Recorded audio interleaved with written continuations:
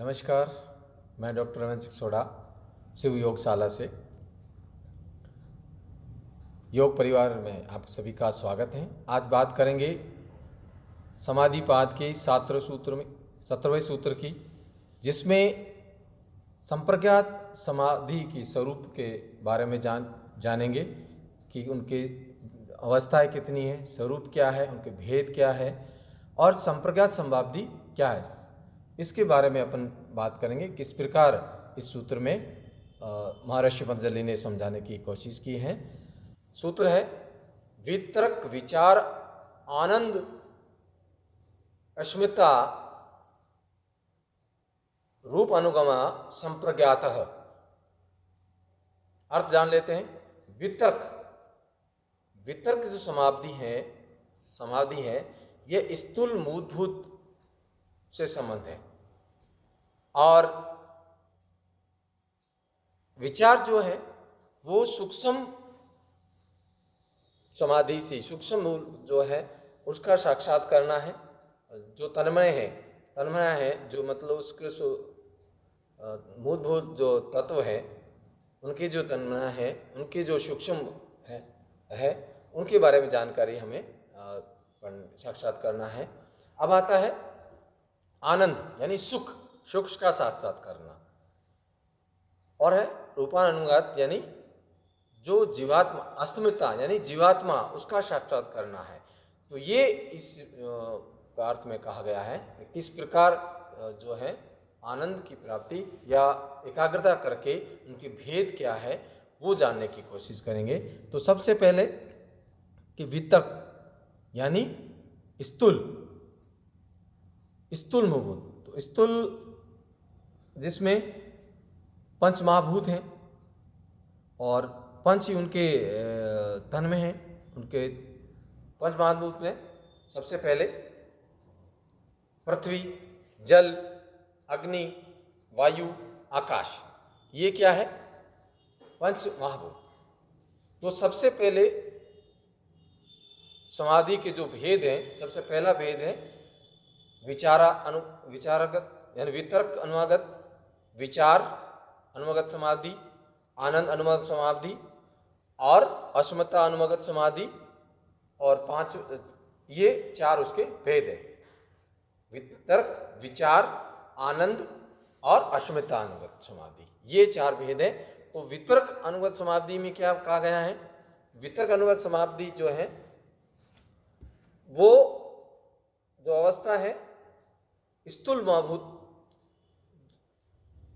निर्मित जितने जल, अग्नि, पृथ्वी, आकाश, इनकी जो इन पदार्थों द्वारा उत्पन्न जो पदार्थ है उस पर एकाग्रता करना, इस समाधि में उनका साक्षात करना, उनको एकाग्रता करके विचारधारा में लाना ही विचारगत और वितर्क समाधि है।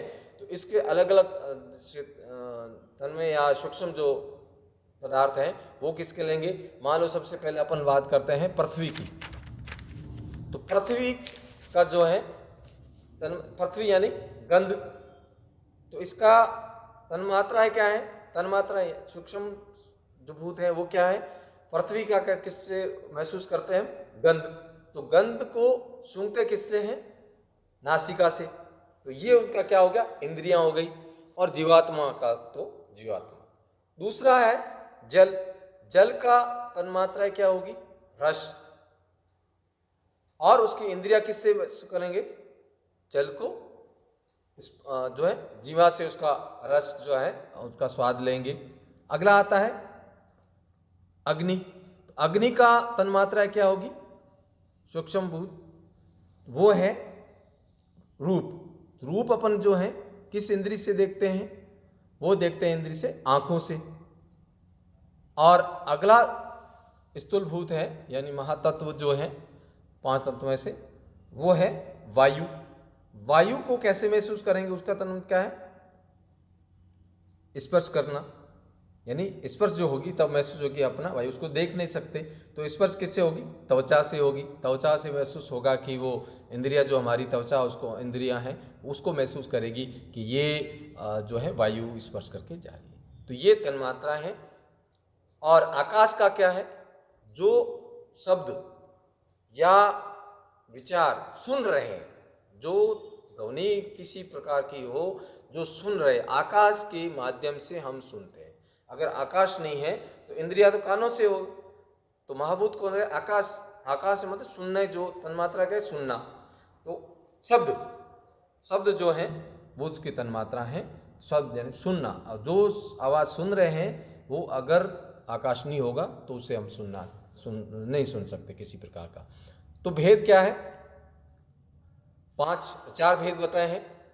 वितर्क अनुगत समाधि, जिसके अंदर जो महाभूत है उन महाभूत तत्वों के पदार्थों का एकाग्रता करना ही संप्रज्ञात समाधि है।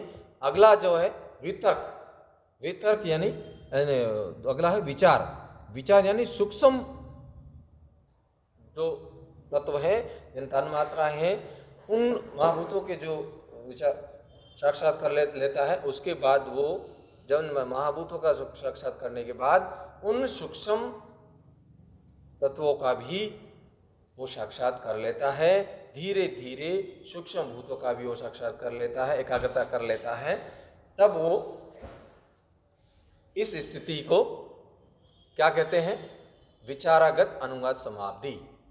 अब इससे अगला जो भेद है वो है आनंद, आनंद अनुगत समाधि। जब साधक इन बुद्धि यानी बुद्धि जो है, अहंकार, मन, चित्त की वृत्तियों का निरोध करके उनका साक्षात कर लेता है। मैंने किसी प्रकार का कोई एकार, मन के अंदर कोई विचार नहीं है, आनंद में, यानी सारे तो तत्वों पर विजय प्राप्त करने के बाद अपने आप पर, पहले आपने इसमें स्थूल महाभूतों पे साक्षात किया, उसको धीरे धीरे अभ्यास करने के बाद किस में चला गया? उनके जो तन्मात्रा है, उनके जो सूक्ष्म भूत है, उनका एकाग्रता किया। उसके बाद वो आनंद की जब प्राप्ति करेगा तब उसके अंदर अहंकार यानी बुद्धि के माध्यम से एकाग्रता कर ले, इंद्रियों को एकाग्रता कर लेता है, यानी इंद्रियों को अपने वश में कर लेता है। अगली जो समाधि में इंद्रियों को अपने वश में कर लेता है। तो इंद्रियों को वश करने के बाद जो अगला जो उसका होता अस्मिता, यानी जीवात्मा, जीवात्मा अपनी पूर्ण समाधि की पूर्ण स्वरूप में आ जाती। तीसरे सूत्र में कहा आ गया है ना, तथा दृष्टा स्वरूप अवस्थानम, यानी आत्मा जो है, जीवात्मा अपने पूर्ण स्वरूप में आ जाती है, जहां सत्व तत्व का प्रधानता रहती है, लेकिन परम आनंद की जगह नहीं। अब परम आनंद का जो पहला स्वरूप है वो साधक प्राप्त कर लेता है, वो अस्मिता अनुगत समाधि है। तो इस वास्तविक स्वरूप को वो ग्रहण कर लेता है। तो इस प्रकार ये संप्रज्ञात समाधि है और इसके चार भेद बताए हैं: वितर्क, विचार, तर्क, पहला है वितर्क, विचार और आनंदगत समाधि और अस्मिता, यानी पहले मूलभूत तत्व है उनका एकाग्रता करेगा, उसके सूक्ष्म तन्मात्रा है उनका एकाग्रता करेगा, फिर अभ्यास के बाद जो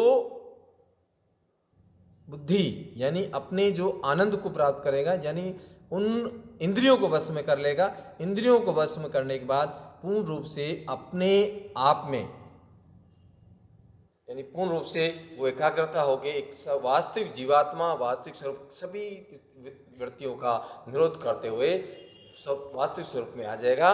तब उसको आनंद की प्राप्ति होगी, जब जीवात्मा आत्म स्वरूप, वास्तविक स्वरूप में आएगी। ये इस में कहा गया। तो ये 17वां सूत्र था, सरल भाषा में हमारे गुरु जैसे समझाया। उसके साथ अब लेते हैं इजाज़त अगले सूत्र के लिए। जय हिंद, जय भारत।